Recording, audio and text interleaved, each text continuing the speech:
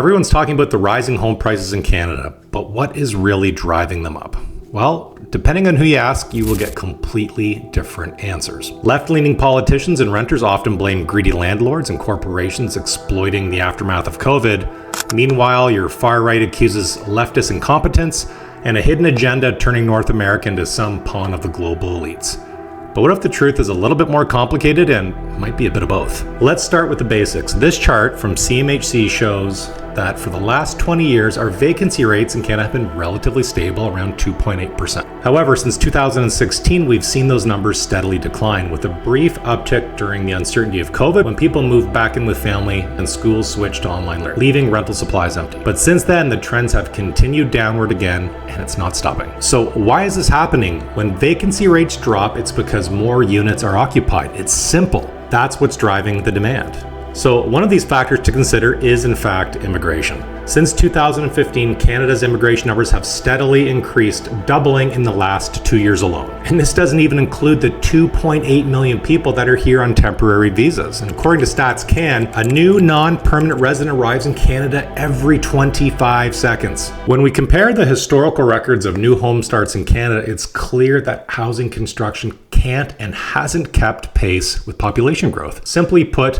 more people plus fewer homes equals a higher demand and higher prices. It is basic economics. And as a matter of fact, we're seeing new housing starts decline, even though the government has invested billions of dollars into solving this problem. So who really benefits? Why is our government so hell-bent on increasing immigration to unsustainable levels? Well, according to a report done by a UN investigator, Professor Obokata, Canada's temporary foreign worker program is essentially a contemporary form of slavery.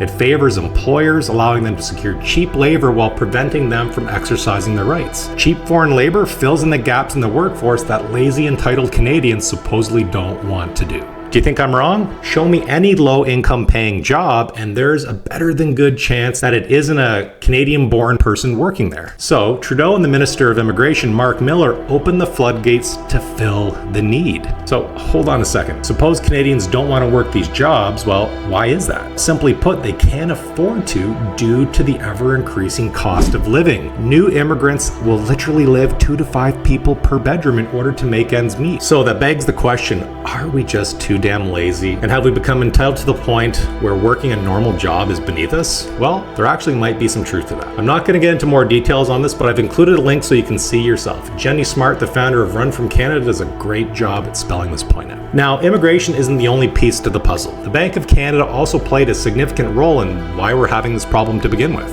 When COVID hit, Tiff Macklem, the governor of the Bank of Canada, injected $400 billion into the economy, bonds, securities, and unconventional monetary policies like large-scale asset purchases and funding schemes. Tools that were conveniently drafted just before the pandemic and implemented for the first time ever in 2020. At the same time, Justin Trudeau, in conjunction with the provincial premiers, started to lock everything down. And as much as I'd like to blame Trudeau for everything, the premiers had a part to play in this too. And as it turns out, much of the policy around the COVID lockdown mandates came from this guy, Tony Fauci. You know, he's the guy who right now was just raked over the coals by the United States House Committee on Oversight and Accountability. And this was all due to new evidence provided implicating him in a cover-up on COVID and all the arbitrary measures he literally just made up on a whim to ensure safety measures and precautions to limit exposure. It also goes into conflict of interest issues, which I'm not going to get into, but by all means, guys, read the link and see for yourselves. Let's get back to the Bank of Canada and hyperinflation. All this influx of money combined with historically low interest rates were supposed to stimulate the economy. We call this quantitative easing. The COVID-19 pandemic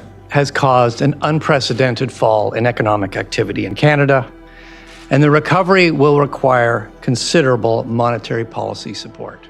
But instead it fueled a housing frenzy, driving prices sky high, and it drove the entire country into bidding wars, virtually doubling home value. And it also didn't help that our Prime Minister told Canadians to start buying second homes and vacation properties to spend time with family during COVID. Or Tiff Macklem telling Canadians that our interest rates would stay low for a long time, which increased buyer confidence. And then the Bank of Canada decides to go into a state of quantitative tightening, and they raised interest rates 10 times. So we have been unusually clear about the future path for interest rates. If you've got a mortgage, or if you're considering to make a major purchase, or you're a business and you're considering making an investment. So why haven't our politicians and our elected officials had to answer for this? Where's the accountability? But listen, it doesn't stop there. Let's not forget corporate greed. While some landlords have taken advantage of the situation and exploited vulnerable tenants, the bigger problem lies with these massive corporations. For instance, during the pandemic, there were reports of lumber mills being bought and shut down, which were effectively driving up the cost of materials. And what everybody told you is that it was supply chain disruptions. It wasn't just a shortage, it was market manipulation, and this stuff is happening. As a matter of fact, it's still happening. I can tell you for a fact, when there's money involved, there will be someone who will try and figure out a way to work it to their advantage. Loblaw, for example, was ordered to pay back $500 million for a price fixing scheme on bread. It was a scandal that started in 2001 and it wasn't exposed until 14 years later. If that doesn't tell you how big corporations operate, I don't know what will. And they're not the only ones. And now these corporations are buying up single-family homes all across Canada and the US and turning them into rentals. In 2023, 27% of homes in the US and 30% of homes in Canada were bought by corporations for investment purposes. Yet the issue isn't getting the serious attention it deserves. And why is that? You know what? Maybe it's just easier to blame landlords or the government instead of actually going after the big corporations. But again, isn't that why we have the government, to protect us? So let's be brutally honest. We're seeing an unprecedented flow of new Canadians entering the country every 25 seconds, thanks to a government that seems to be more interested in numbers than the quality of life. The Bank of Canada, with its reckless monetary policies, has turned the economy into a playground for the rich, and corporations driven by nothing but greed are manipulating the market for their gain. While our federal government, which is supported by the fewest Canadians in Canadian history, continues to serve nobody but themselves. And who's really pulling the strings? It looks like backroom deals and shady coalitions are running the show, pushing through legislation like Bill C-65, a so-called update to the Electoral Participation Act. But you know what? Let's call it what it really is. It's an underhanded move buried deep in the mountain of legal jargon that's all about shifting the next election from October 20th to October 27th. Why, you ask? They claim it's to avoid the fact that the election would fall on a holiday or during local elections. But the real kicker, the move is conveniently to secure ADMPs with a golden ticket, lifetime pensions. Listen, guys, you can't make this stuff up. But here we are, watching democracy get sold out, one backroom deal at a time. Meanwhile, the average Canadian is left paying the price, quite literally. So what's the solution? It's not simple, but one thing is clear. We need to hold our leaders accountable. We need to demand transparency and real answers. We need to push for systemic change before it's too late. This isn't just about housing, it's about the future of our country. So, do you agree or disagree? Let me know what you think below and let's start the conversation.